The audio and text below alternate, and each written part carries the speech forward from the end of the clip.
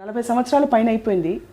మామూలుగా కొద్దిగా ఒక 2-3 ఏళ్ళు లేకపోతే 5-6 ఏళ్ళు పాడేసిన వారే ఇంకా చాలే అని అనుకునో లేకపోతే అంత ఉత్సాహం అదే ఊపు చూపించకుండా కొంత వెనకాడడం ఇవన్నీ చేస్తూ ఉంటారు. మీకు 40 సంవత్సరాలు అయ్యాక కూడా ఇప్పుడు కూడా ఒక పాట పాడుతుంటే అదే ఉత్సాహాన్ని మొదటిసారి మీరు పాడుతున్న అనుభూతిని పొందే ప్రయత్నం చేస్తుంటారు. ఇది ఎక్కడి నుంచి వచ్చిన వరం మీకు? ఉత్సాహం తగ్గిపోతుందని నేను అనుకోనండి. పాడుతున్న ప్రతి వాళ్ళు కూడా చాలా రోజులు పాడాలి, ఎక్కువ పాటలు పాడాలని వస్తారు. కాకపోతే ఆ తరానికి ఈ తరానికి తేడా ఏంటంటే చోటు అదే, దాంట్లో ఎక్కువ మంది గాయకులు వచ్చేసారు. సో ప్రతి వాళ్ళకి అక్కడక్కడ అవకాశాలు వస్తున్నాయి. కానీ ఎవరన్నా ఒక నలుగురిని తీసుకొని వాళ్ళను బాగా సానబట్టి వాళ్ళకి ఎక్కువ అవకాశాలు ఇస్తే వాళ్ళు కూడా ఎక్కువ రోజులు ఉంటారు. ప్రస్తుతం ఉన్నటువంటి కాలంలో ఏంటంటే గత 7-8 సంవత్సరాలుగా ఒక విధంగా నా అదృష్టం ఏంటంటే నేను పాడే సంఖ్య తగ్గినా నన్ను పిలిచే వాళ్ళందరూ కూడా ఈ పాట ఈయన పాడితే బాగుంటుంది అని ఆ స్థాయికి తగిన పాటలే ఇస్తున్నారు. కాబట్టి ఆ పాటలన్నీ కూడా నేను ఎంజాయ్ చేస్తున్నాను. నేను పాడే పాట ఇది అని వచ్చే పాట అయితే నాకు వస్తుంది అంటున్నారు. ఒకప్పుడు మీరే పాడాలి అన్ని పాటలు అనేవారు. కాబట్టి ఇప్పుడు మీ స్థాయికి తగ్గ పాటలు అని తయారు కావట్లేదా అని ఒక ఆందోళన కలుగుతుంది. కరెక్టేనండి, డెఫినెట్గా నిజంగా కావట్లేదు. అంటే నేనేదో పెద్ద స్థాయి సంపాదించానని కాదు. They think that my voice is more aged than themselves, which is non sense. అలా అనుకుంటే ఇప్పుడు ఏజ్డ్ హీరోస్కి అసలు సంబంధం లేని వాయిస్తో వస్తూ పాడించేస్తున్నారు. అది లాజిక్ కాదు. కానీ జనరల్గా ఆ అభిప్రాయం మాత్రం క్రియేటర్స్లో ఉన్నది. అందుకని ఆ దృష్టితో ఆలోచించి వాళ్ళు నా చాదస్తాలను కూడా మనసులో పెట్టుకొని ఇట్లాంటి సాహిత్యం ఉంటే ఆయన కొంచెం ఇబ్బంది పడతారు. నా మీద కొన్ని అపప్రదలు కూడా ఉన్నాయి ఈ మధ్య. 99% మ్యూజిక్ డైరెక్టర్లు అందరూ కూడా వాళ్ళ రేంజ్లో పాడేసి వాళ్ళ ట్రాకులు తీసేస్తారు. దానికి నా గొంతు కలపడం ఇబ్బంది అవుతుంది. ఈ శృతి కష్టమయ్యా అంటే అందరూ బాలుగారు పై శృతిలో పాడలేకపోతున్నారండి ఇప్పుడు అనేటటువంటి అపప్రద కూడా ఉన్నది. ఒక మంచి తెలుగు పాట వచ్చినప్పుడు దాంట్లో ఉచ్చారణ అన్నదానికి ప్రాముఖ్యత ఉన్నప్పుడు నన్నే అనుకుంటున్నారు. ఘంటసాల గారు ఒక వెలిగి 20 సంవత్సరాలు అయిన తర్వాత ఆయన ఇంకా కొనసాగుతున్న సమయంలో బాలు గళం దూసుకొచ్చి నేనున్నాను అంటూ ముందుకు వెళ్ళింది.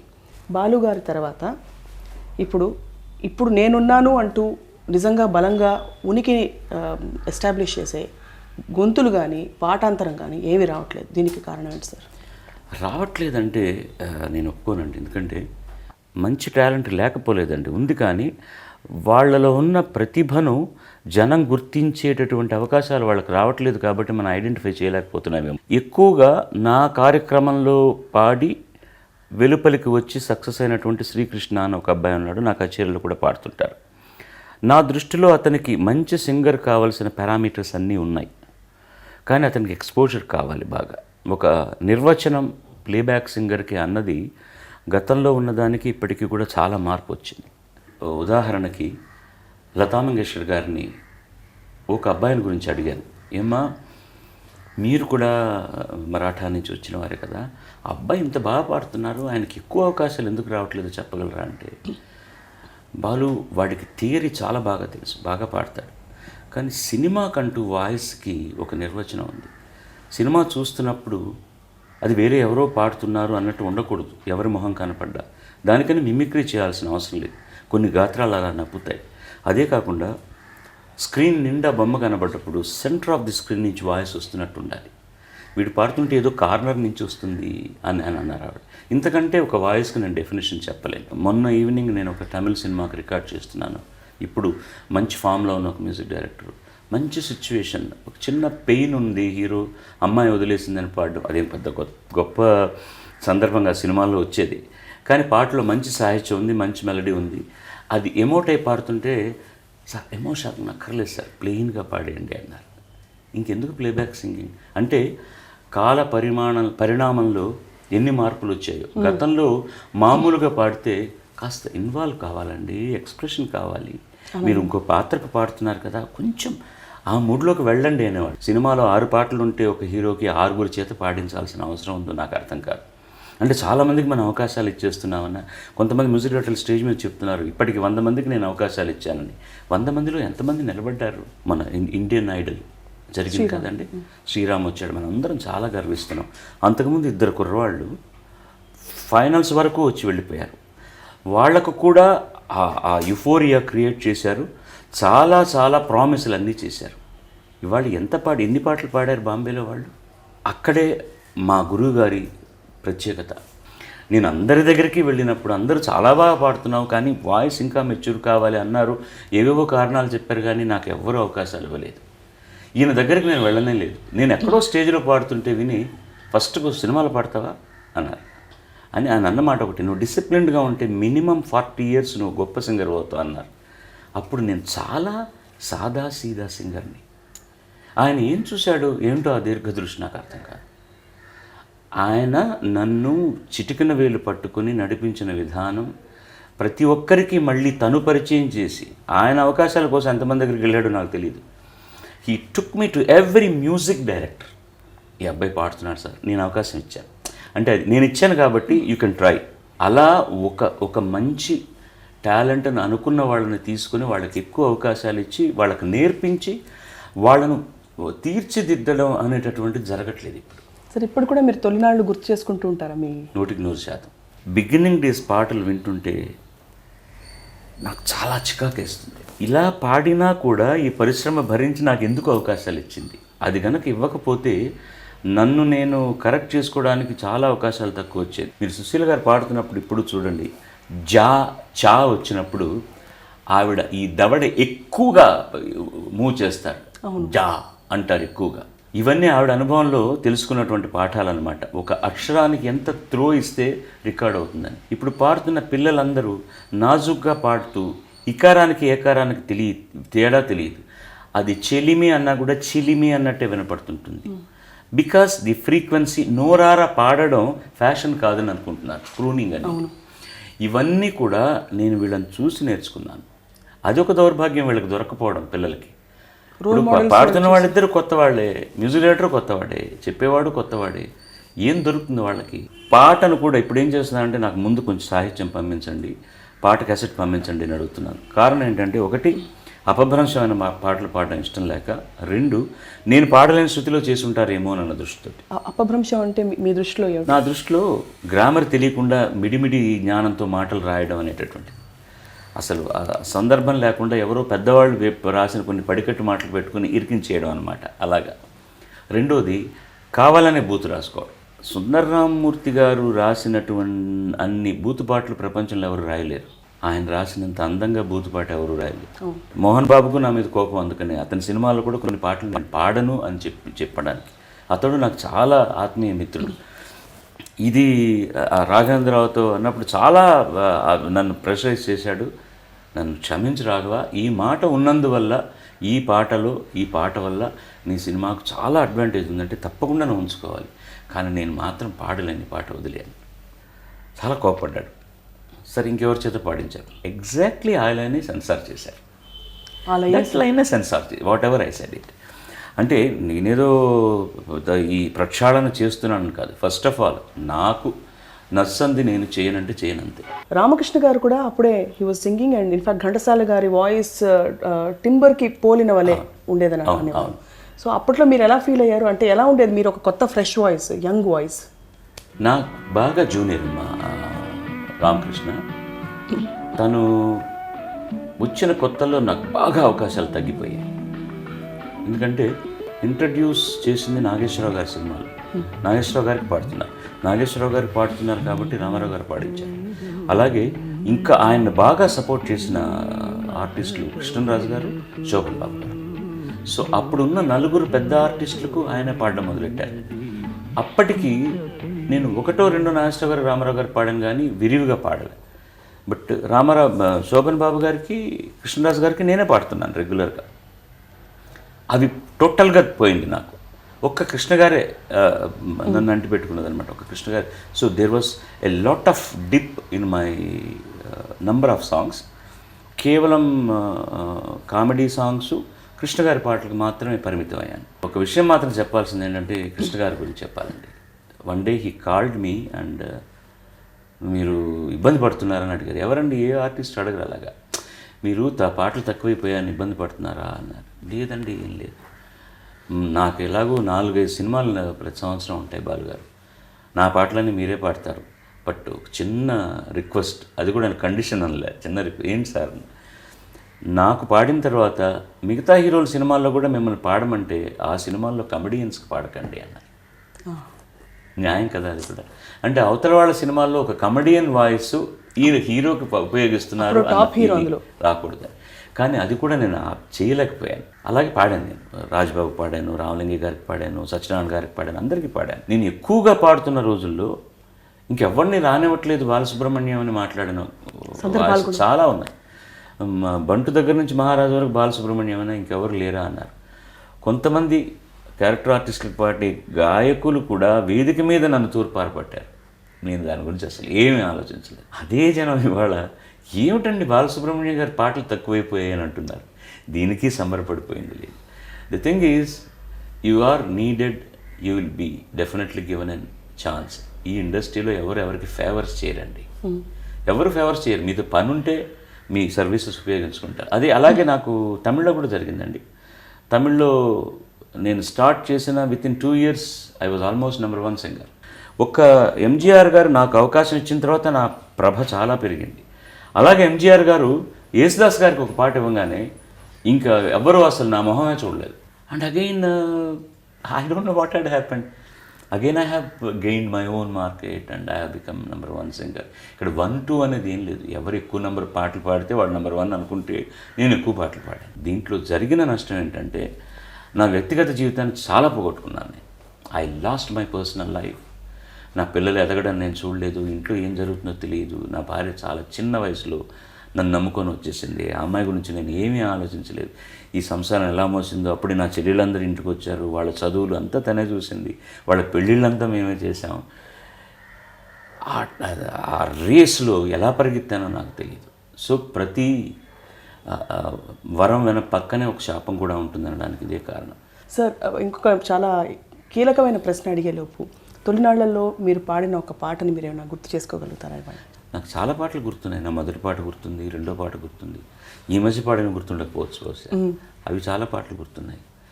రావే కావ్య సుమబాల జవరాల ప్రియురాల నవభావ రాగమాల, ఫస్ట్ పాడిన పాట. పాడుకో పాడుకో పాడుతూ చదువుకు, నా రెండో పాట తెలుగులో ప్రైవేట్ మాస్టర్లోది. తర్వాత బుగ్గ గిల్లగానే సరిపోయిందా, ఇది తర్వాత వచ్చిన 10-15 పాటలు ఒకటి. ఓ చిన్నదాన నన్ను విడిచిపోతావటే, ఇవన్నీ కూడా ఆ సందర్భంలో వచ్చింది. చాలదా ఈ చోటు విశాల గగనంలో చందమామ, ఏమే ఒప్పుల కుప్ప నిన్ను ప్రేమిస్తే అది తప్ప, ఇవన్నీ ఆ సీజన్లో వచ్చిన పాటలే. అవన్నీ బాగా గుర్తున్నాయండి. హీరోల ముఖ కవళికల దగ్గర నుంచి అన్నీ గమనించి ఇమిటేట్ చేయగలిగే కెపాసిటీ ఉండి మీరు ఏ సౌండ్ ఎక్కడి నుంచి ఎవరు ప్రొనౌన్స్ చేస్తున్నారో అప్పుడు అంత సూక్ష్మంగా గమనిస్తారు. కానీ పాట విషయంలో మాత్రం మిమ్మల్ని మీరు ఇమిటేట్ చేసుకున్నారు కానీ మరొకరిని ఇమిటేట్ చేయలేదు. ఎలా సాధ్యమైంది మీకు? చాలామంది ఇవాళకి కూడా దశకంఠుడని అదని ఎవరికి కావాలంటే అలా పాడతారని. కేవలం కమెడియన్స్కే నేను మిమిక్రీ చేశాను. ఇది కాకుండా మిగతా హీరోలకి ఒక నాగేశ్వరరావు, రామారావు గారికి తప్ప, రామారావు గారికి పాడుతున్నప్పుడు ఎక్కువ గంభీరం తెచ్చుకోవడానికి ప్రయత్నించాను. ఆయన త్రో ఆఫ్ వర్డ్స్ ఉంటుంది కదా, కొన్ని చోట్ల ఎక్కువ ఒత్తులు ఇస్తారు. ఏం చేస్తున్నారు బ్రదర్ అంటారు. సో పాడేటప్పుడు ఎలా ఉంటుంది అని పాట చెడిపోకుండా, అది మొత్తం అలా పాడితే అసహ్యమైపోతుంది పాట. ఏం చేయాలో దానికి లైక్ చిత్రం భళారే విచిత్రం ఇలా పాడితే ఆయనకు నప్పదు. దుర్యోధనుడి పాత్రకి ఒక గాంభీర్యం, చిత్రం ఐ భళారే విచిత్రం, కొంచెం ఆంగికం ఆయన ఊహించుకోవాలి, ఇప్పుడు అది ఆటోమేటిక్గా వచ్చేస్తుంది అనమాట. అలాగే నాగేశ్వరరావు గారిది చాలా సాత్వికంగా అలా అంటి ముట్టనట్టుగా అలా వెళ్ళిపోతుంది అనమాట. అది దానికి తగినట్టుగా we have to make our cells the way he pronounces certain words. ఈ మధ్య నేను మహేష్ బాబు పాడిన పాటలు కొన్ని వింటే అసలు నాకే ఆశ్చర్యం వేసింది అనమాట. I knew what I have to do to that boy. పర్టికులర్గా అతనికి పాడుతున్నప్పుడు I have to cut all my bass. రికార్డింగ్లో కట్ చేస్తే వచ్చేది కాదు, అది నేను పాడుతున్నప్పుడే రాయాలన్నమాట. గారం చెయ్యన నయగారం చూపన తలలా సిగ్గుపడకే కాంచన. ఇంతకంటే ఎక్కువ బాడీ ఉండకూడదు వాయిస్. ఆయన వాయిస్ మ్యాచ్ చేయాలి, లేకపోతే కొంచెం ఇబ్బందికరంగా ఉండదు. కిషోర్ వాయిస్ ఎంతలా ఇంత బాడీగా ఉంటుంది. Who cared? చెవికి ఇంపుగా ఉందని వినలేదు పాటలు. ఘంటసాల గారి వాయిస్ బాగా భారీగా బాస్ అయిపోయింది ఆయన ఆరోగ్యం దృష్టితోటి.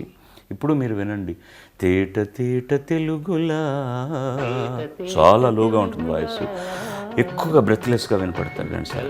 ఆ పాట నేను పాడలేను వదిలేయండి అన్నా కూడా మాకు మీ గాత్రం కావాలి, టైటిల్స్లో ఘంటసాల పేరు కావాలి. That is what they earned. Ghantasala master పాటలోని అంటే మామూలుగా ఎవరో ఒక రోల్ మోడల్ని పెట్టుకుని imitating is the first step అంటారు టు లెర్నింగ్. మీరు ఏ ఏ అంశాలు అంటే ఆయన పాటలోని గమనించి న్యాచురల్గా అబ్జర్వ్ చేసుకున్నారు? చాలా మంచి పాయింట్ మీరు అడిగింది. మీరు ఘంటసాల గారి బిగినింగ్ డేస్లో సాంగ్స్, ప్రైవేట్ సాంగ్స్ కనుక వింటే 90% రాజేశ్వరరావు గారు పాడినట్టే ఉంటుంది. కర్ణాటక సంగీతంలో ఉన్న ఆనుపానులన్నీ తెలిసినా సినిమాలో పాడుతున్నప్పుడు ఎంతవరకు దాన్ని ఉపయోగించాలి, అతిగా చేసేస్తే బాగుండదు. ఇప్పుడు ఆయన పాడిన శివశంకరి శివానందలహరి శివశంకరి, ఇదే గనక కర్ణాటక సంప్రదాయం, శివశంకరి శివానందలహరి శివశంకరి అని పాడితే చెవికి ఇంపుగా ఉండదు. ఆయనకు తెలియని, ఆయన బాగా నిష్ణాతుడైనటువంటి కర్ణాటక సంగీత విద్వాంసుడు. సినిమాకు ఎంత కావాలి అన్న ఒక నిష్పత్తిని ఆయన ఉపయోగించిన పద్ధతి, అది నేను ఎక్కువగా ఫాలో అయ్యాను. ఏ రోజు ఆయన మిమ్మల్ని పిలిచి నాన్న ఇంకొన్నాళ్ళు సంగీతం నేర్చుకో అని చెప్పలేదా? లేదండి, దాని గురించి చెప్పలేదు. కానీ ఆయన పరోక్షంలో నన్ను గురించి చాలా గొప్పగా మాట్లాడినవి టేప్ చేసి కూడా ఇచ్చారు నాకు. ఆయన అమెరికాలో మాట్లాడినవి, ఇక్కడ ఆల్ ఇండియా రేడియోలో ఆయన ఇంటర్వ్యూ ఇస్తూ మాట్లాడినవి. ఎవరన్నా ఒక పర్టికులర్ సాంగ్ కోసం వెళ్ళి అడిగితే, నేను పాడలేకపోతున్నాను, వాడు బాగా పాడుతున్నాడు కదా, వాడికి అవకాశాలు ఇవ్వండి, ఇంకా ఎందుకు నాన్న నాకు కష్టంగా ఉంది అని చెప్పిన సందర్భాలు ఎన్నో ఉన్నాయి. మా ఇద్దరి మధ్య కూడా ఎన్ని అపప్రదలు తీసుకొచ్చారు. ఘంటసాల గారు నేను రాకుండా చేస్తున్నారన్నారని, ఘంటసాల గారికి నేనేదో మందు పెట్టేశానని చాలా చికాకు పెట్టేటటువంటి. ఐ స్టిల్ రిమెంబర్ ఆయన హాస్పిటల్లో ఉన్న రోజున ఎంఎస్ విశ్వనాథ్ గారు రికార్డింగ్ క్యాన్సిల్ చేశారు. మేమందరం హాస్పిటల్కి వెళ్ళాం, ఇండస్ట్రీ అంతా అక్కడే ఉంది. కాసేపు బాగుపడుతున్నారు, కాసేపు మళ్ళీ కోమాలోకి వెళ్ళారు, అలా ఇలా అంటున్నారు. సరిపోయింది, 2 రోజులు అయింది, హాస్పిటల్లోనే ఉన్నారు. టైం అయ్యే కొద్దీ ఆయన పుంజుకుంటాడు కదా అని ఆశ ఎక్కువ అవుతుంది మనకు. ఓ రోజు రికార్డింగ్ ఫినిష్ చేసి ఇంట్లో నేను భోజనం చేయడానికి వచ్చేసరికి సరిగ్గా ఆ టైంకు చక్రవర్తి వచ్చాడు. ఎరా ఏం చేస్తున్నావు అనుకుని భోజనం చేస్తున్నాను నేను. అంతా ఇందరూ చేతులు కడుక్కున్న తర్వాత ఆ వాకిట్లోకి వచ్చి అక్కడ కుర్చీలో కూర్చున్న తర్వాత, భోజనం చేస్తున్నప్పుడు చెప్పకూడదని చెప్పలేదురా చిన్న, పెద్ద ఆయన పోయాడు రా అప్పుడు చెప్పాడు. It was so shocking. బాడీని తీసుకొచ్చి ఇంట్లో పెట్టిన తర్వాత మా గురువుగారు కూడా ఉన్నారు అక్కడ. గురువుగారు అంటే అందరూ ఉన్నారు. శవయాత్రకు వెళ్తున్నప్పుడు నేను ఎలాగైనా భుజం కాయాలి ఆయన యాత్రలో అనుకుంటే నన్ను ఎవరూ దగ్గరికి రానివ్వలేదు. పెద్దలందరూ కూడా, స్వార్థం కాదు అది, వాళ్ళ తృప్తి. ఆ మహానుభావుడి పార్థివ శరీరాన్ని మోస్తున్నాను. మా గురువుగారు కోదనబండ గారు గట్టిగా కేకలేశారు. అందరూ ఒక్క క్షణం నిశ్శబ్దం. ఆయన అన్నారు, ప్రపంచం అంతా తెలుసు, వాడు ఆయన వారసుడయ్యా, పోయినవ్వండి వాడిని అంటే అందరూ తొలగి నాకు అప్పగించారన్నమాట. సో అది చివరిగా ఆ ఒక్క తృప్తి మాత్రం మిగిలింది నాకు, ఆ పార్థివ శరీరాన్ని శ్మశానం దాకా మోసుకెళ్ళేటటువంటిదని. ప్రతి రాత్రి వసంత రాత్రి రికార్డ్ చేసినప్పుడు కూడా ఆయన సౌహార్ద్రత అలాగే చూపించారు. ఆయన కూర్చుని పాడుతున్న ఆ రోజుల్లో నుంచోవడానికి కష్టంగా ఉంటే నేను పక్కన నుంచుని పాడుతున్నాను. ఫస్ట్ ఆలాపు వచ్చినప్పుడల్లా ఎక్కువసార్లు కట్ అవుతుంది ఆయన పాడుతున్నప్పుడు, బికాస్ ఆఫ్ హిస్ బ్రెత్లెస్నెస్. ఆయనకు చికాకైపోయి పాట పూర్తిగా తీసేద్దాం మహాదేవన్ బాబు, నేను చేస్తున్న ప్రతిసారి కట్ చేస్తున్నప్పుడల్లా వాడి చేత మళ్ళీ పాడించాల్సి వస్తుంది, ఆ బిట్టు కావాలంటే తర్వాత మనం తీసుకుందాం, అబ్బాయిని ఇబ్బంది పెట్టకండి అన్నారు. దిస్ ఈస్, అందులో మైక్లో ఆర్కెస్ట్రా ఉన్నారు, ఎంటైర్ ప్రెస్ వాజ్ దేర్. అది రోజు ముహూర్తం పాట. డిఎల్ నారాయణ గారు ఎంత లావిష్గా చేస్తారో తెలుసు. ఇది వాళ్ళ సంస్కారానికి తార్కాణం అన్నమాట. బాలుగారు, మీరు చాలా సాహిత్యాలు బాలేక లేక మీకు ఇష్టం లేక, వ్యాకరణం సరిగ్గా లేక మానేసిన సందర్భాలు ఉండుంటాయి. ఇది కాకుండా ఫలానా పాట నాకు సూట్ కాదని కానీ, నేను పాడలేను అని కానీ వదిలేసిన సందర్భాలు ఉన్నాయా? 2 కారణాల వల్ల అండి చాలా పాటలు వదిలేశాను. ఒకటి, నేను ఏదైనా పాడగలనని నాకంటే నా మీద ఎక్కువ నమ్మకంతో కొన్ని శుద్ధ కర్ణాటకంలో చేసిన పాటలు వినంగానే నాకు తెలిసిపోతుంది. మేబీ నేను కొంచెం టైం తీసుకున్న తర్వాత పాడతానన్నా కూడా ఒప్పుకుంటారు. కానీ అప్పుడు కూడా నేను దానికి చేయవలసిన న్యాయం చేయలేనని భయం ఉండేది నాకు. గట్టిగా అరిచి పాడేస్తే వచ్చేస్తుంది ఆ పాట, పాడేవచ్చు, పాడలేకపోవడం కాదు. కానీ చెవికి ఇంపుగా ఉండదు, అసలు ఆ పాట పాడిన తృప్తి నాకు ఉండదు. అలాంటి సందర్భాల్లో చాలా పాటలు వదిలేశాను. At the peak of your career 17 పాటలు ఒక రోజు రికార్డ్ చేసిన సందర్భాలు ఉన్నాయంటారు. అంటే 17 పాటలు అంటే అప్పుడు ట్రాక్స్ కూడా ఉండేవి కావు, ఆల్మోస్ట్ లైవ్ ఆర్కెస్ట్రాతో ఉండేవి. ఎలా సాధ్యమేది బాలుగారు అప్పుడు అసలు? 17 పాటలు బెంగళూరులో పాడడం, 19 పాటలు మద్రాసులో పాడడం, 16 పాటలు బాంబేలో పాడడం ఒక్కసారి జరిగాయి. అవి రికార్డ్స్. నా కో సింగర్స్ కూడా నాతో కోఆర్డినేట్ చేయాలి. నేను ఎంత ఇబ్బంది పెట్టానో సుశీల్ గారిని, జానకి గారిని నిజంగా. కానీ నా కోసమని వాళ్ళు దే నెవర్ ఫ్లించ్డ్. ఏనాడు కూడా అదేంటయ్యా ఆయన బిజీగా ఉన్నాడని, ఆయన ఇన్ని పాటలు పాడుతున్నాడని మేము పరిగెత్తాలా అని ఒక్కరోజు కూడా అనకుండా ఆనందపడ్డారు. సాధ్యమైనంత వరకు నాకు కోఆర్డినేట్ చేశారు, కోఆపరేట్ చేశారు. సింగింగ్ 17, 19 అనేది వన్ డేలో జరిగినటువంటి, maybe for record purpose we can say, but an average every day I was singing minimum 5 songs. అదే చెప్పాను కదా ఎంత పోగొట్టుకున్నానో దానివల్ల అనేది. చాలా సంపాదించాను, చాలా పోగొట్టుకున్నాను కూడా.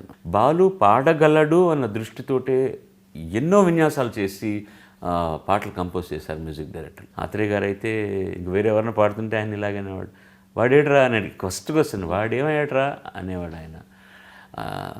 దొరకలేదండి బాలు, 4-5 రోజుల నుంచి వెయిట్ చేస్తున్నామంటే. ఇంకో 4 రోజులు వెయిట్ చేస్తే ఏంటి, లేదు సార్ ఆర్టిస్ట్ కాల్ షీటు అది ఇది అని. తేడా ఏం లేదురా, వీడు పాడడానికి ఫీల్ అవుతాడు, వాడు ఫీల్ అయి పాడతాడు, అంతే, తేడా ఏం లేదు. జానకి గారు కానీ సుశీలం గారు కానీ మీ పాట విని ఫలానా గమకం చాలా అద్భుతంగా వేశారు మీరని కానీ ఎన్నో సందర్భాలు ఉంటుంటాయి. మోస్ట్ మెమరబుల్ కాంప్లిమెంట్స్ వాళ్ళ దగ్గర నుంచి అంది అంటే మిమ్మల్ని ఏంటండి, బాగా పాడింది కూడా చెప్పి నన్ను కరెక్ట్ చేయించిన ఉన్నాయి, అవి కూడా మెమరబుల్ కాంప్లిమెంట్సే. సుశీల్ గారు అయితే నిజంగా చెప్పాలంటే నేను ఆవిడకి చాలా వేదన పెట్టానండి. పర్టికులర్ పీరియడ్లో పర్టికులర్గా రామారావు గారు మళ్ళీ సోషల్ సినిమాల్లో ఆయన ప్రభ బాగా పెరిగినప్పుడు, నేను ఆయన ఘోస్ట్ వాయిస్ అయిన తర్వాత, పర్టికులర్గా చక్రవర్తి మ్యూజిక్ డైరెక్టర్ అయిన తర్వాత ప్రతి పాటలో ఎఫెక్ట్స్ అని ప్రాణం తీశారు. సీదా సాదాగా పాట ఉంటే ఒప్పుకునేవాళ్ళు కాదు. ఆయన స్టైల్ నేను అలా అలవాటు చేసేసి 1వ నంబర్ బస్సు ఏమి ఇవన్నీ లేకపోతే పాట కాదనే ఫీలింగ్ వచ్చేసి నాకే ఇబ్బందిగా ఉండేది. దీనికి బ్యాలెన్స్ చేయడానికి పక్కన ఫీమేల్ వాయిస్ చేత కూడా ఎఫెక్ట్లు ఇవ్వాలనేవాళ్ళు. రికార్డింగ్కి వెళ్ళగానే సుశీల్ గారు, బాలు అవి ఎక్కడెక్కడ ఏమేమి వేయాలో కొంచెం ముందే చెప్పాను ఆయన నాకు అనేవారు. హాయిగా సీదా సాదాగా పాడుకుంటున్నాడు. అటు ఆ తల్లికి కూడా నేను అన్ని కష్టాలు ఇచ్చాను. At the same time like Janaki గారు అంటే నాకంటే ఒక మైల్ ఎక్స్ట్రాగా ఉండేది ఆవిడనమాట. So with all that almost నాకు 10 సంవత్సరాల వయసులో పెద్దవారైనా కూడా, అంత అనుభవం ఉన్నా కూడా, పాట పాడుతున్నప్పుడు వీడు ఇక్కడ ఏదో చేస్తాడు, వీడు సంథింగ్ వీల్ డూ అని ఆవిడ అలా దాచిపెట్టుకొని ఆ ఫైనల్ టేక్ వచ్చేసరికి ఎప్పుడు నాకంటే ఒక ముందరే ఉండేవారు ఆవిడ. అంటే ఆ స్పర్ధ పాటను ఎంత పైకి తీసుకెళ్లేదో, ఇట్ వాస్ సో వండర్ఫుల్. మీరు కుటుంబ పరంగా బాలుగారు you had to forgo a lot of things అని చెప్పారు. న్యాచురలీ మరి మీ కుటుంబం ప్రోత్సాహం పరోక్షంగా ఉందని చెప్పారు. ప్రోత్సాహం ఎవరండి? ఇప్పుడు when I married my wife was 15. When I have become busy she was about 17 or 18 year old. Already 1 child was born. ఇప్పుడు ఆవిడ పాటలు విని అందరూ పొగిడేస్తుంటే ఆనందపడాలా? 2 బిడ్డలతోటి వేరే, అప్పుడు we are away from our family. మేము వాడికి ఇష్టం లేకుండా పెళ్లి చేసుకున్నామని అందరూ మమ్మల్ని దూరంగా పెట్టేశారు. ఫస్ట్ ఎవరు లేరు, మాకు పెద్దవాళ్ళు ఏం లేదు. ఒక రాత్రిపూట పాప లేచి ఏడుస్తుందంటే ఏం చేయాలో కూడా తెలియదు. అప్పుడు నేను ఎక్కడో రికార్డింగ్లో ఉండేవాడిని. ఇంట్లో ఉంటే ఐ స్టిల్ రిమెంబర్, మా పల్లవికి 1 year ఉంటుంది. She started crying. కడుపు నొప్పి ఏమిటో తెలియదు. ఆ రాత్రి ఎక్కడికి తీసుకెళ్లాలో తెలియదు. నేనే కారు డ్రైవ్ చేసుకుంటూ బీచ్కి వెళ్ళిపోయి ఇద్దరం చల్లగాల్లో కాసేపు ఆమెను ఆడించి ఇది చేసి నిద్రతో బాధ మర్చిపోయి నిద్రపోయింది. కానీ పక్క రోజు హాస్పిటల్కి తీసుకెళ్తే ఏదో చెవిలో ప్రాబ్లం ఉందని అప్పుడు చెప్పాడు డాక్టర్. ఇలాంటివి ఆ రోజు నేను ఉన్నాను కాబట్టి సరిపోయింది. నేను లేనప్పుడు మా ఆవిడ ఎలా భరించిందో. స్కూల్కి వెళ్ళిన తర్వాత పిల్లలు ఎప్పుడూ పేరెంటల్ దీనికి వెళ్ళినప్పుడు నేను ఒక్కసారి కూడా వెళ్ళేవాడిని కాదు. I was not available at all. దానివల్ల కొన్ని ఘర్షణలు జరిగాయి. అర్థము చేసుకుంది మా ఆవిడ పాప. నన్ను అందరూ సంపాదించుకున్నారు సినిమా పరిశ్రమలో, కానీ నన్ను నేను కోల్పోయాను అన్నమాట. అది ఇప్పుడు నేను బాగా పొందుతున్నానండి. ఇప్పుడు మనవరాళ్ళతో ఆడుకోవడం, ఐ స్పెండ్ ఖాళీ దొరికితే ఎక్కువ టైం వాళ్ళతోనే స్పెండ్ చేస్తున్నాను. That is giving me so much of happiness. MB Srinivas గారిని ఒక మ్యూజిక్ డైరెక్టర్ ఉండేవారు. ఒకసారి నాకు రికార్డింగ్లో వాయిస్ బాగాలేదండి, వాళ్ళు పాడలేదంటే, you have no right to say that అన్నారు ఆయన. నీ గొంతు పోగొట్టుకోవడానికి నీకు అధికారం లేదు, నీ ఆరోగ్యం చెడిపోవడానికి అధికారం లేదు. You are a public property. చాలా గొప్ప మాట అండి అది. అలాగా after some time you are not for yourself, you are for everybody else. Do you feel you made the right choices? నేను తీసుకున్నవి ఎక్కువ పాలు మంచి నిర్ణయాలు అనుకుంటాను. ఎంతమందికి ఆనందం ఇస్తున్నాను నేను, ఎంతమందిని సంతోషపెడుతున్నాను నా పాటతోటి, అది చాలండి ఈ జన్మకి. అందరి పాట వింటుంటే ఒక అనుభూతి కలుగుతుంది మనకి. మీకు మీ పాట వింటుంటే ఎలాంటి అనుభూతి కలుగుతుంది? I feel very proud of my self.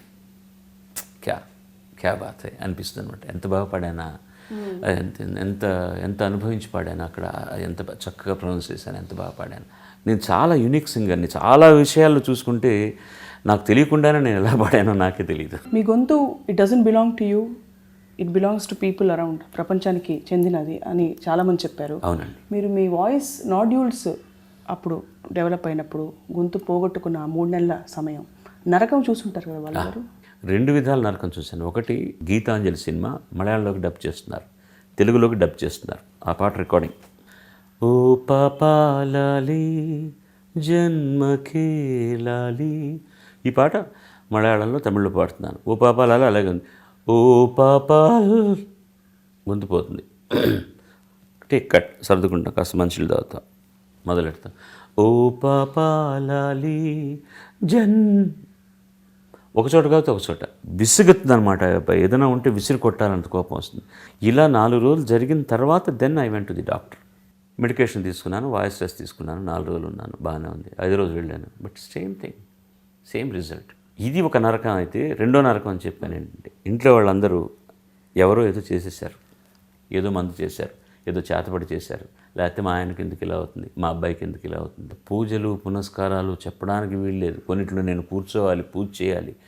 ఇది కాదు మొర్రు అంటే వాళ్ళు నమ్మరు. కానీ వాళ్ళ నమ్మకాన్ని పోగొట్టడం నాకు ఇష్టం లేదు. ఏమో మన అసహాయంగా ఉన్నప్పుడు అలా జరిగిందేమో అని అనిపిస్తుంది. ఈ 4 నెలల్లో ప్రతిరోజు ఫోన్ 100 సార్లు మోతూనే ఉంటుంది. సార్ రేపు పెట్టుకుందాం రికార్డింగ్. ఏం చెప్పాలి, రేపు వచ్చి పాడగలనని చెప్పనా? నాకు గాత్రానికి ఏదో ప్రాబ్లం అయిందండి, సింగర్స్ నాడ్యూల్ వచ్చింది. డాక్టర్ అయితే సర్జరీ చేయమంటున్నారు. సర్జరీ చేసుకుంటే కొంతమంది వాయిస్ అయిపోయే అవకాశం ఉంటుందంటున్నారు. అందుకని మెడికేషన్ చేయాలంటే ఎన్నాళ్ళు పడుతుందో తెలియదు. దయచేసి మీరు నా కోసం ఆగొద్దు, మీరు ఎవరి చేతన పాడించండి.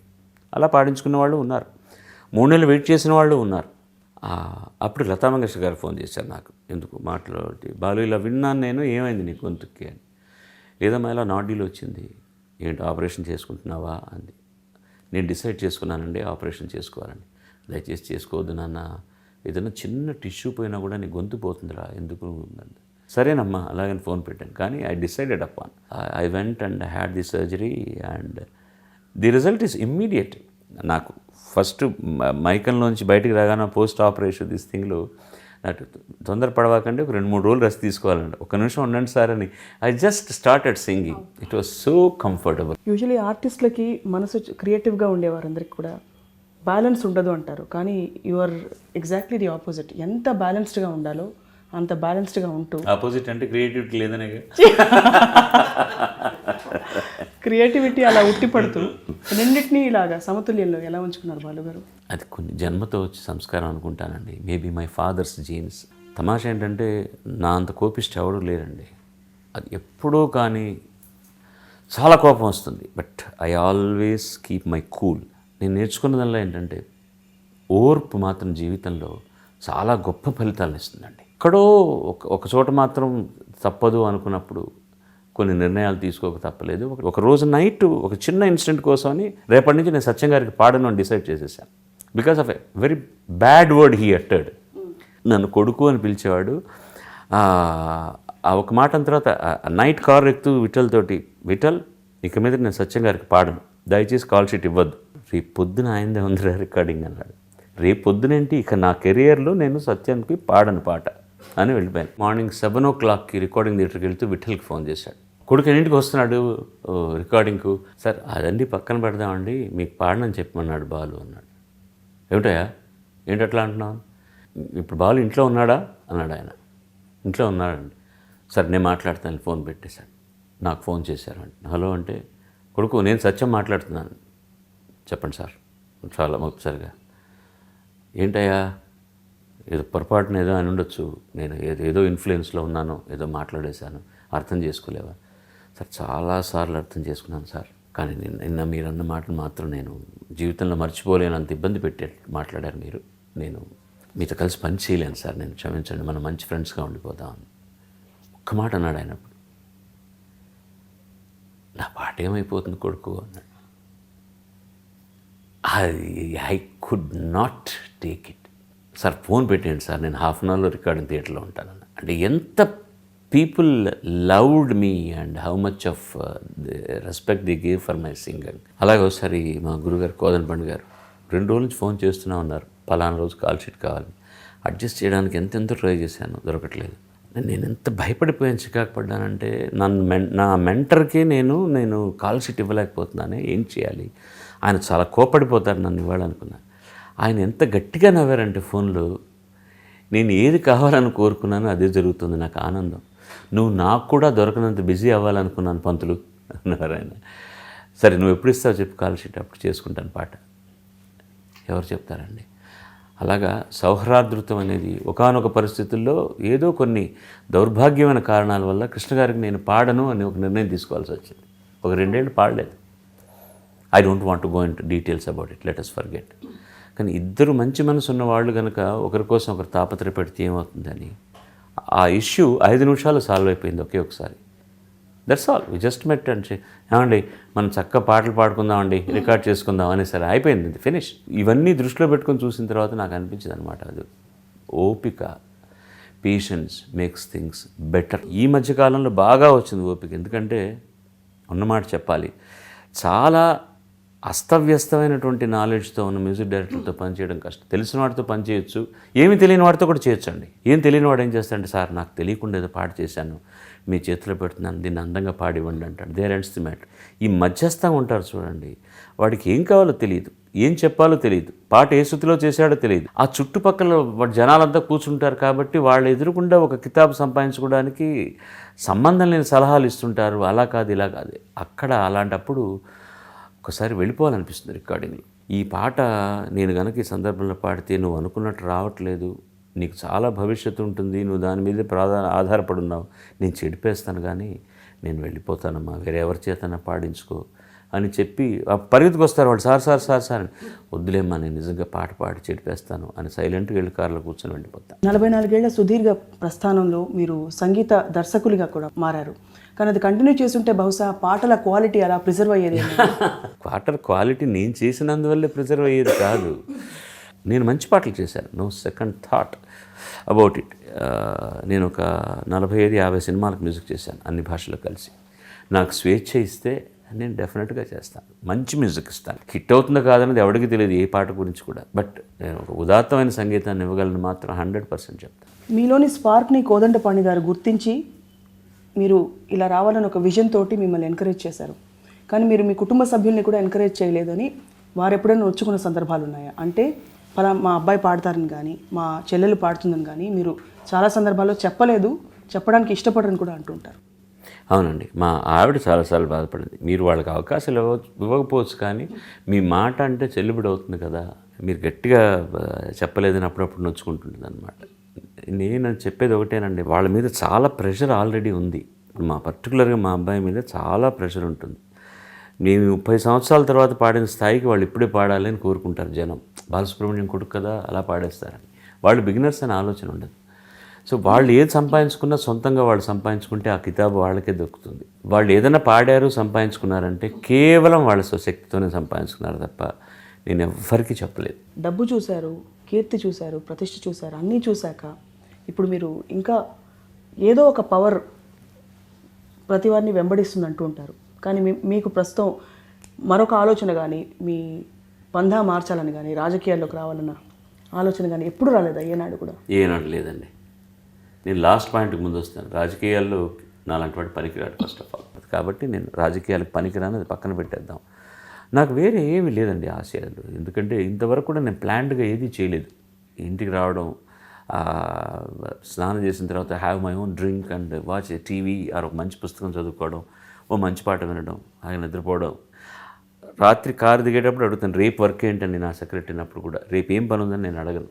I don't want to, it's not my business. ఇవాళ వరకు నేను పని చేయాలి, రేపు కూడా ఆనందంగా గడపాలి. ఇదే నా ధోరణిది. 100% నేను నాలో ఉన్నటువంటి ఒక సంగీత పిపాసకుడికి వాడికి తృప్తి కలిగేటట్టు పని చేయలేకపోతున్నానని తెలిసిన రోజున I should announce a retirement and stop singing professionally. ఇది ఒక్కటే నా ఆశయం, ఇంకా నాకు వేరే ఆశయాలు ఏమీ లేవండి. రుగ్మత లేకుండా ఆరోగ్యంగా తెలియనప్పుడు తను చాలించేయాలి, అది నాకు కావాల్సింది. ఇప్పుడు చాలామంది పాడేవారు వస్తున్నారు కాబట్టి పాటని ఎలా అప్రోచ్ అవ్వాలి? 2 ముక్కలు మీ ఎక్స్పీరియన్స్ పంచి. ఎంత ఈజీగా చెప్పేశారండి. ముందు పాడేవాడికి బేసిక్గా నేను అనుకునేది ఏంటంటేనండి, అందరూ శృతి లయ అనేది అదే అందరికీ కావాల్సింది. భాషా సంస్కారం కావాలండి, చాలా ముఖ్యం. ఏ భాష పాడినా ఆ భాషకు సంబంధించిన సంస్కారం కొంచెం తెలుసుకోవడానికి ప్రయత్నం చేయాలి, హోంవర్క్ చేయాలి. భాష లేకపోతే భావం లేదు. మీరు ఎలా అభివ్యక్తి చేస్తారండి? పాట ద్వారా చెప్పదలుచుకున్నది టటటా టడా డా అని వీణ మీద వాయిస్తే ఓహో ఇది ఎందరో మహానుభావులు కదా అని ఎంజాయ్ చేస్తాం. ఆ ఎందరో మహానుభావులు అన్న మకుటం ఎలా వచ్చింది? నీకు మాటలు ఉండబట్టి వచ్చింది. And then how you emote. ఇప్పుడు వాళ్ళకి అందరికీ పాడుతున్న పాటల్లో అలా ఎమోట్ అయ్యేటటువంటి పాటలు రావట్లేదు. అన్నీ కూడా అల్లరిగా ఎమోట్ అయ్యే పాటలే వస్తున్నాయి. ఇవే తప్పించి ఒక భీభత్స రసంతో పాడుతున్నప్పుడు లేకపోతే ఒక శోకరసంతో పాడుతున్నప్పుడు ఏ పరిమాణంలో కరెక్ట్గా పాటను బ్యూటిఫుల్గా ఎక్స్ప్రెస్ చేయగలగాలి అన్నది వాళ్ళు ప్రాక్టీస్ చేయడానికి వాళ్ళకి అవకాశాలు రావట్లేదు. అలాంటి పాటలే రావట్లేదు ఇప్పుడు. సో అవి ఎక్కువ వినండి. కొన్ని పాటలు ఉన్నాయి, మన సీనియర్ సింగర్స్ పాడిన పాటలు వింటూ ఉంటేనే చాలా అసలు భాష గురించి భావం గురించి అన్నీ తెలిసిపోతాయి మనకు. బేసిక్గా సంగీతం నేర్చుకోండి. మరి మీరు నేర్చుకోలేదు కదా పాడుతున్నారంటే అది అందరితో జరగదు. అది it cannot happen with everybody. But బేసిక్గా కొంచెం స్వరజ్ఞానం కనుకుంటే సంగీత దర్శకుడు చెప్పేది ఆకలింపు చేసుకోవడానికి, ఎక్కడ తప్పు పాడుతున్నామని మనకు తెలుసుకోవడానికి ఒక ఆయుధం చేతిలో ఉంటుంది. ఇప్పుడు జనరల్గా అందరికీ వచ్చిన ధైర్యం ఏంటంటే ఎలాంటి వయసు అయినా సినిమాలు పాడుతున్నారు కదా మనం కూడా పాడొచ్చు. వెర్రిమోరి గొంతుకులు కూడా వస్తున్నాయి. I'm sorry to say that. చెవికి ఇంపుగా ఉండాలి. ఏదైనా సరే సంగీతపరంగా ఇంపుగా ఉండాలి, గాత్రపరంగా కూడా ఇంపుగా ఉండాలి. మామూలు తెలుగు పాటను కూడా వెటకారంగా ఇంగ్లీష్ స్టైల్లో పాడడం అవి చేయడం తగ్గించండి. This is what I tell to my. Unfortunately sir ఇప్పుడు అందరూ బాంబే సింగర్స్ వాళ్ళు చాలా బాగా పాడుతున్నప్పటికీ వాళ్ళు రెఫరెన్స్ పాయింట్ అయిపోయి ఇప్పుడు వాళ్ళకేమి నేను సలహాలు ఇవ్వడం లేదు, ఇవ్వాల్సిన అవసరం లేదు. వాళ్ళని నేను తప్పు కూడా పట్టను. నేను అవతల వాళ్ళు వేరే లాంగ్వేజ్లో పాడడం తప్ప నేనైనా ఎలా అంటాను? మేమందరం కూడా పాడాం, కానీ ఎవరి దగ్గర వేలెత్తి చూపించుకోకుండా వాళ్ళ భాషను సక్రమంగా పాడాం. ఇప్పుడు వాళ్ళు పాపం తెలియదు కాబట్టి వాళ్ళు తప్పు ఉచ్చారణ చేస్తే ఇది స్టైలైజ్డ్ అని చెప్పి దాన్ని ప్రామాణికం చేసేయడం అనేటటువంటిది క్షమించరాని నేరం. ఎవరైనా సరే సంగీత దర్శకులు కానీ ఎవరైనా సరే, ఏ కవి మాత్రం ఒప్పుకోడండి. చెప్పుకోలేకుండా బయట నలిగిపోతున్నారు కానీ కవులందరూ కూడా.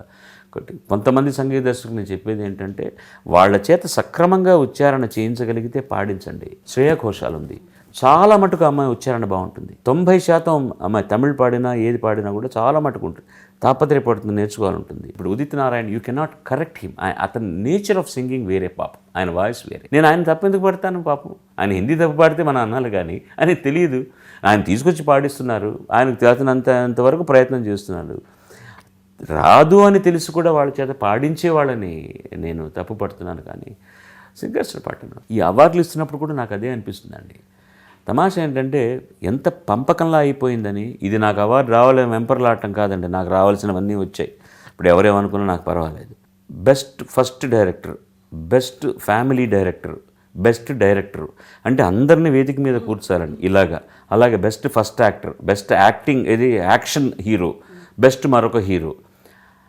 అలాగే సంగీతానికి వచ్చేసరికి ఏ పాటకి ఎవరికన్నా ఇవ్వండి, ఒక మంచి పాటకి బాగా పాడిన వాళ్ళకి ఇవ్వండి. వాళ్ళు సుశీల గారు కావచ్చు, సుశల దక్షిణామూర్తి కావచ్చు, బాలసుబ్రహ్మణ్యం కావచ్చు, ఇవాళ వచ్చిన శ్రీరామ్ కావచ్చు. బెస్ట్ సాంగ్ ఎవరు పాడారో, బెస్ట్గా ఎవరు పాడారో వాళ్ళకే అవార్డులు ఇవ్వాలి. అలాగా ఇవన్నీ కూడా కొత్త గాయని గాయకుల్ని పెడదారిని పట్టిస్తున్నాయి తప్పించి వాళ్ళకి సరైన మార్గంలో వెళ్ళడానికి అవకాశాలు ఇవ్వట్లేదు. మీ అభిమానులు ఒక చిన్న వారి తరఫున ఒక కోరిక మిగిలిపోయింది, మీరు శాస్త్రీయ సంగీతం గురించి కాదండి. దానికి ఏ కారణం చెప్పినా కూడా తప్పేనండి. చేయాలండి. గట్టిగా చెప్పడానికి భయం వేస్తుంది, చేయగలనా లేనా అని. అంటే వయసు అయిపోతుంది, బట్ టైం దొరుకుతుందో లేదో అని. బట్ ఐ ప్రామిస్ యూ కనీసం ఒక్క కాన్సర్ట్ అయినా మనసారా చేసి తీరుతాను నేను, classical concert. Sir as we wind up, ప్రస్తుతం మీ స్టేట్ ఆఫ్ మైండ్ని ప్రతిబింబించే ఒక పాట, మీరు పాడిన పాటల్లోంచి లేక మీకు బాగా ఇష్టమైన రఫీ గారు పాడిన పాటల నుంచి కానీ. మీరు ఎంత ఫిజికల్గా నన్ను గ్రిల్ చేస్తున్నారనమాట. సిబిఐ వాళ్ళు కూడా చేయరు రాజకీయ నాయకులు ఇలాగా. ఒక చిన్న బాణం అలా వేసేసి దానికి ఎంత సమాధానం చెప్పాలి. నా మైండ్ స్టేటస్ ఏం చెప్పాను నేను? లలిత కళారాధనలు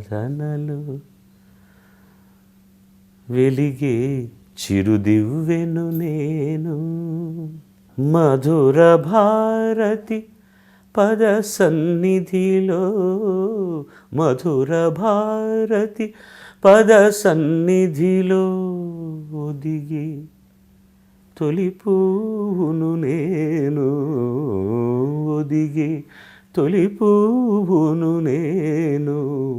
నేను ఒక చిరుదివ్వని, ఆవిడ పాదాల దగ్గర ఒక చిన్న పుష్పాన్ని, ఎప్పుడూ అలాగే ఉండాలనుకుంటాను. ఈ చిరుదివ్వ అఖండ జ్యోతిగా వెలిగితే పర్వాలేదు, అది చాలా కాంతివంతంగా పెద్దది కావాలని కోరుకోను నేను. ఎందుకంటే ఎక్కువ వేడైపోయినా కూడా అవతల వాళ్ళు కాలిపోతారు దీంతో. ఈ చిరుదివ్వ ఇలా వెళ్తూ ఉంటే చాలు. ఎందుకంటే చాలామంది ఇది వెలగడానికి చమురు పోస్తూనే ఉంటారు, దాని గురించి ఏం లేదు. చాలా గొప్ప జన్మ ఇచ్చాడు భగవంతుడు. అందరి చేత మర్యాద పొందే, అందరి చేత గౌరవింపబడేటటువంటి ఒక జన్మనిచ్చాడు. మా తల్లిదండ్రులకు కానీ నా కుటుంబం వాళ్ళకి కానీ ఏ విధమైన మచ్చ ఇవ్వలేనటువంటి బతుకునిచ్చాడు దేవుడు. ఒక గొప్ప వృత్తిలో పెట్టాడు దేవుడు నన్ను.